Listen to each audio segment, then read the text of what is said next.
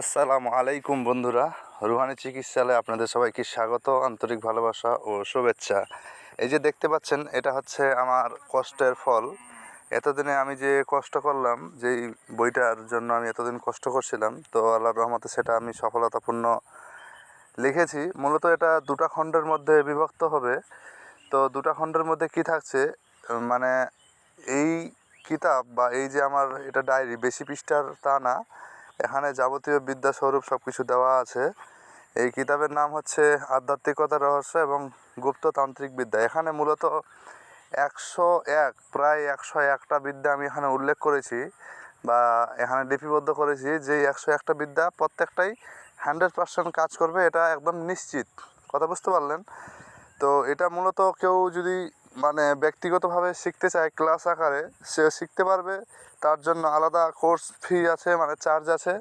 আর যদি কেউ সরাসরি এই কিতাবটা নিতে চায়, সেটাও নিতে পারবে। এখানে আমি কয়েকটা কথা আমি বলে দিচ্ছি বারবার, পরবর্তীতে আমাকে কেউ বলবেন না।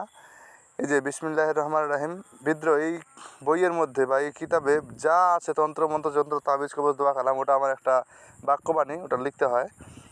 তো এটা একান্তই নিজ দায়িত্বে করবেন। যদি কেউ নিয়ে থাকেন, অবশ্যই নিজ দায়িত্বে করবেন। এই বইয়ে দেওয়া তথ্য শুধুমাত্র গাইড হিসেবে দেওয়া, এবং সঠিক গুরু দ্বারা এজাজত না নিয়ে কাজ করলে এর দ্বারা কোনো ক্ষতি সাধিত হলে আমি লেখক গুরু জুলফিকার কোনোভাবে দায়ী থাকিব না।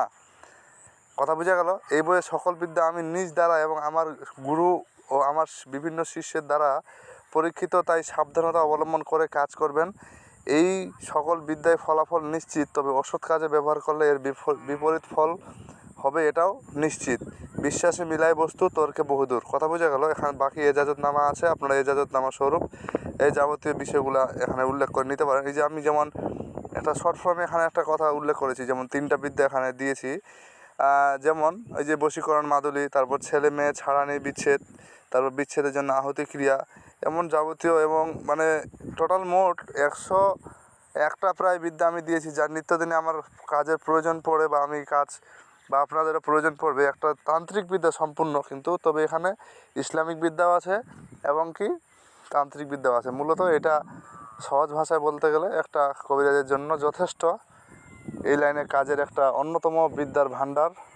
আপনারা চাইলে নেবেন, না চাইলে না নেবেন, অসুবিধার ব্যাপার নাই। যে আমি আপনাদের দেখাচ্ছি। সর্বশেষে একটা জিনিস আমি উল্লেখ করেছি, এই যে এখানে মারাত্মক যে বিদ্যাগুলোর মধ্যে অন্যতম এই যে কিলক ক্রিয়া, এই যে কিলক তন্ত্রটা কিন্তু খুব ভয়ঙ্কর তন্ত্র। এটার মধ্যে অনেক রহস্যজনক আছে। তো কথা বোঝা গেল?